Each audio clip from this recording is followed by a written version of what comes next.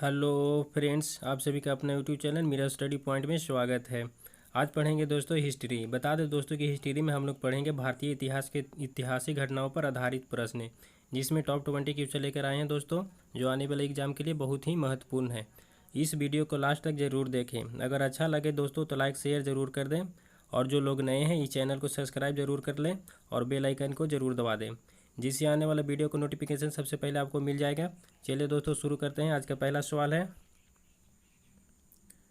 निम्नलिखित में से किसने सबसे पहले यूरोप को भारत से अवगत कराया था? बता दो दोस्तों, इसका सही आंसर हो जाएगा ऑप्शन ए, सिकंदर। सिकंदर जो था दोस्तों, ये सबसे पहले यूरोप को भारत से अवगत कराया था। बता दो दोस्तों, सिकंदर का जो वास्तविक नाम था उसका नाम था अलेक्जेंडर तृतीय था। भारत में उसे सिकंदर कहकर संबोधित किया जाता था। ईरानियों के माध्यम से यूरोपियों को भारत की अपार संपदा की जानकारी हुई, जिसके परिणति सिकंदर के आक्रमण में हुए थे। बता दें दोस्तों कि भारत पर सिकंदर का आक्रमण दूसरा विदेशी एवं पहला यूरोपीय आक्रमण था। चलिए दोस्तों अगला सवाल देखते हैं। दूसरा नंबर, सिकंदर के आक्रमण के दौरान पश्चिमोत्तर भारत कितने राज्यों में विभाजित था? इसका सही आंसर हो जाएगा दोस्तों ऑप्शन सी, 28 हो जाएगी दोस्तों। बता दें दोस्तों कि सिकंदर ने अपने 20 विजय की योजना के अंतर्गत 326 ईसा पूर्व में भारत पर आक्रमण किया था। इस समय भारत में पश्चिमोत्तर भारत में स्थित जो था 28 राज्यों में विभाजित थी। चलिए दोस्तों अगला सवाल देखते हैं। 3 नंबर, निम्नलिखित में से किसने कौन सा बीसी का सही संक्षेपण है? इसका सही आंसर हो जाएगा दोस्तों ऑप्शन सी, बिफोर क्राइस्ट। बता दें दोस्तों कि जो बीसी का जो है संक्षेप ईसा पूर्व या बिफोर क्राइस्ट होता है, जो इसे उल्लेख करता है कि जूलियस और ग्रेगोरियन कैलेंडर के अनुसार शिशु को अनुमानित जन्म से पहले डेटिंग यूज में इस्तेमाल किया गया एक युग है।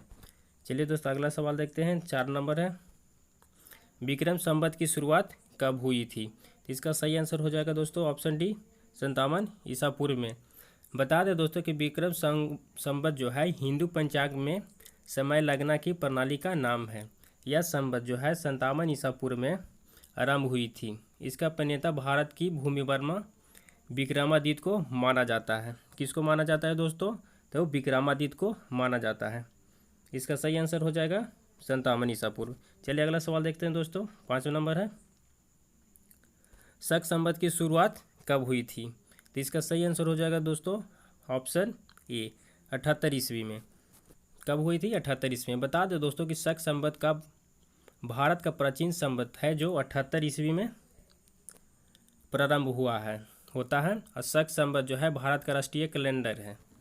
क्या है दोस्तों? शक संवत जो है भारत का राष्ट्रीय कैलेंडर है। और शक संवत की शुरुआत कब हुई थी? तो हुई थी 78 ईस्वी में। चलिए अगला सवाल है, 6 नंबर देखते हैं कि गुप्त संवत की शुरुआत कब हुई थी? तो इसका शुरुआत हुई थी दोस्तों, इसका सही आंसर हो जाएगा ऑप्शन बी, 320 ईस्वी में। बता दें दोस्तों कि चंद्रगुप्त ने एक गुप्त संवत जो था 319 से लेकर 320 ईस्वी चलाया था, जिसे चंद्रगुप्त प्रथम का राज्याभिषेक हुआ था दोस्तों। चंद्रगुप्त ने जिसका शासन पहले मगध के कुछ भागों तक सीमित था। बता दें दोस्तों कि अपने राज का विस्तार इलाहाबाद तक किया। महाधिराजा की उपाधि भी इसे धारण करने के लिए इसके पाटलिपुत्र को अपनी राजधानी बनाया था। चलिए अगला सवाल देखते हैं। 7 नंबर दोस्तों, ह्वेनसांग भारत कब आया था? बता दो दोस्तों कि ह्वेनसांग भारत है, इसका सही आंसर हो जाएगा ऑप्शन सी, 629 से 645 ईस्वी में। बता दें दोस्तों कि ह्वेनसांग एक प्रसिद्ध क्या थे? ये चीनी बौद्ध भिक्षुक था। इसने जो थे दोस्तों ये 629 से 645 ईस्वी के बीच हर्षवर्धन के शासनकाल में भारत आए थे। चलिए दोस्तों याद रखिएगा, हमेशा पूछता है कि हर्षवर्धन के शासनकाल में कौन आए थे? तो ह्वेनसांग। चलिए अगला सवाल देखते हैं। 8 नंबर, कुतुबुद्दीन ऐबक ने कब गुलाम वंश की स्थापना की थी? बता दें दोस्तों इसका सही आंसर हो जाएगा ऑप्शन डी, 1206 ईस्वी में। बता दें दोस्तों कुतुबुद्दीन ऐबक मध्यकालीन भारत में एक शासक था। दिल्ली सल्तनत का पहला सुल्तान एवं गुलाम वंश का संस्थापक था। इसने गुलाम वंश की स्थापना की थी दोस्तों 1206 ईस्वी में। चलिए अगला सवाल देखते हैं। 9 नंबर है, 1612 ईस्वी में अंग्रेजी बेड़े ने किस युद्ध में पुर्तगाली को हराया था? बता दो दोस्तों कब हराया था। इसका सही आंसर हो जाएगा आपको ऑप्शन ए, यानी कि इसका सही आंसर हो जाएगा दोस्तों ए हो जाएगा सूरत।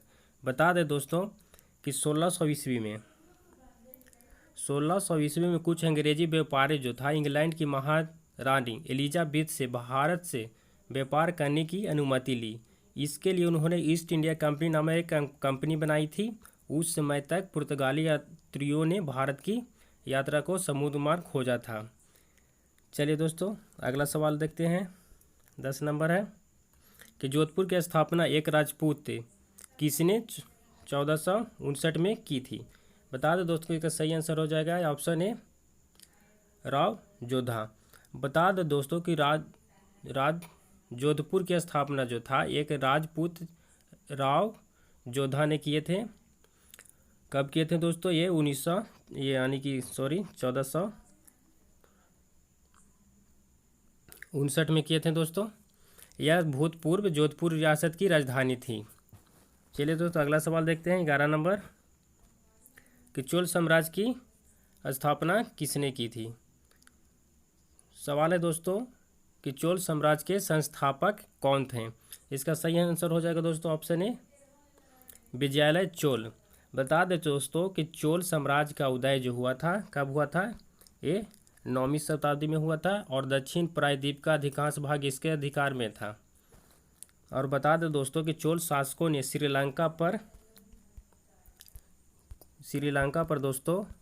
श्रीलंका पर भी विजय प्राप्त किए थे और मालदीव द्वीपों पर भी इनका अधिकार था। इनका साम्राज्य की स्थापना जो था विजयालय ने की थी। इसका सही आंसर हो जाएगा दोस्तों ऑप्शन ए विजयालय चोल।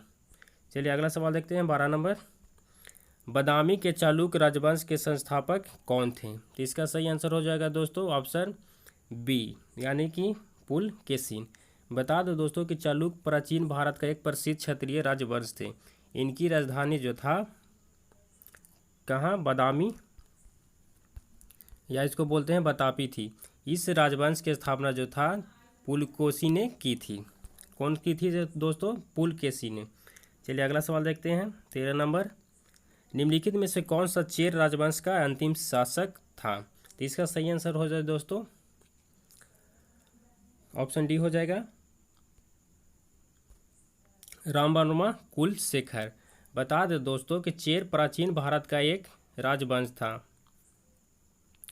इनको यदा कदा केरल पुत्र नाम से भी जाना जाता है। किस नाम से जाना जाता है दोस्तों? तो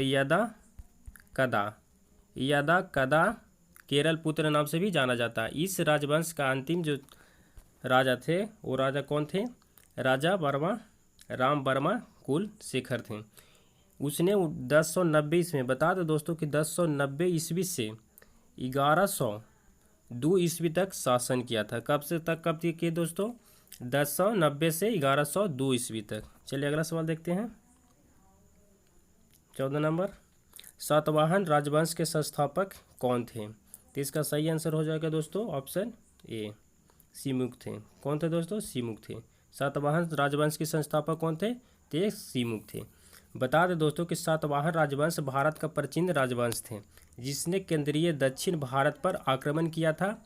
भारतीय इतिहास में यह राजवंश आंध्र वंश के भी नाम से विख्यात हैं। कौन सा दोस्तों? आंध्र वंश के नाम से भी क्या है? विख्यात हैं। सीमुख ने इस राजवंश की स्थापना की थी। इस वंश के राजाओं ने विदेशी आक्रमण से जमकर संघर्ष किया था। क्या कहते हैं दोस्तों? जमकर संघर्ष किया था। तो इसका सही आंसर हो जाएगा दोस्तों ऑप्शन ए सीमुका। सातवाहन राजवंश के संस्थापक कौन थे? देख सीमुख थे। चलिए दोस्तों अगला सवाल देखते हैं। 15 नंबर है निम्नलिखित में से कौन सातवाहन राजवंश का अंतिम शासक था? तो इसका सही आंसर हो जाएगा ऑप्शन सी श्री यज्ञ सतकर्णी। बता दो दोस्तों जो श्री सतकर्णी वंश के इतिहास में अंतिम महत्वपूर्ण शासक था। चलिए अगला सवाल देखते हैं। 16 नंबर दक्षिण भारत का पहला शासक कौन था जिसने स्वर्ण सिक्के जारी किए थे? तो इसका सही आंसर हो जाएगा दोस्तों ऑप्शन ए पुलकेशिन द्वितीय।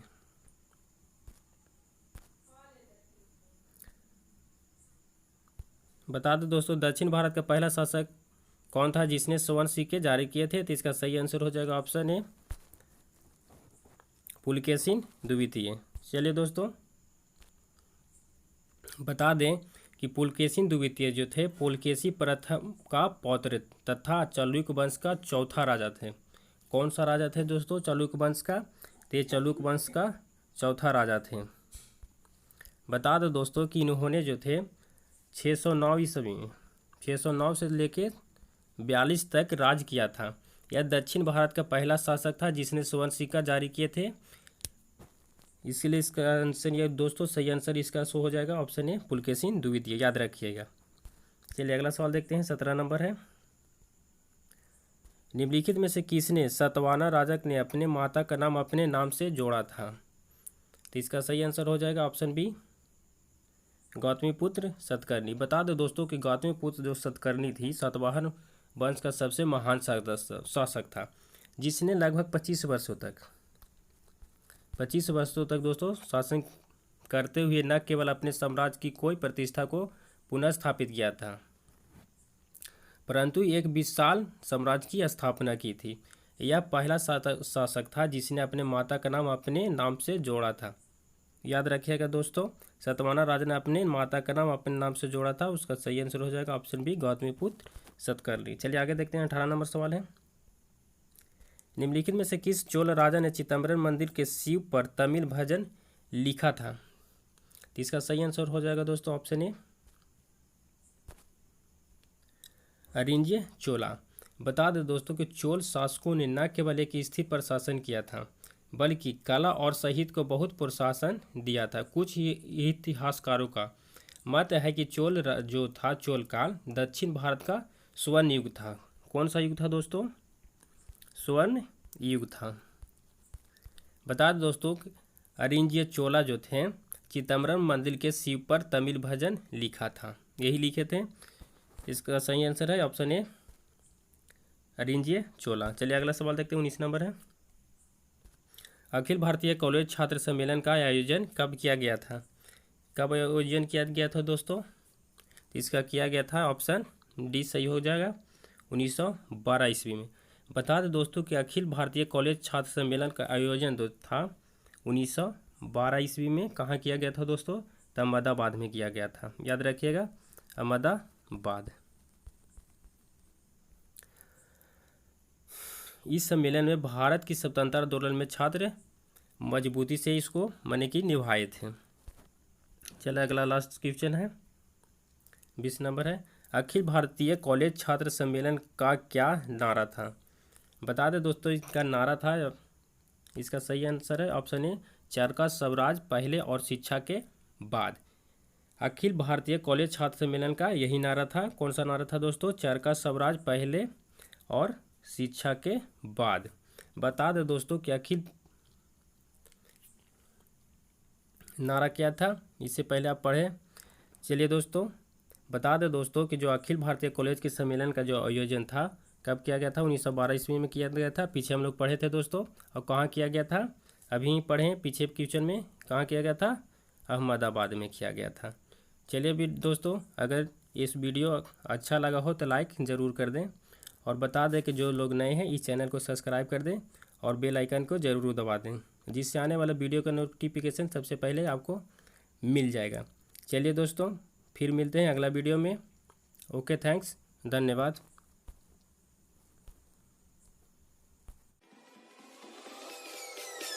Peace.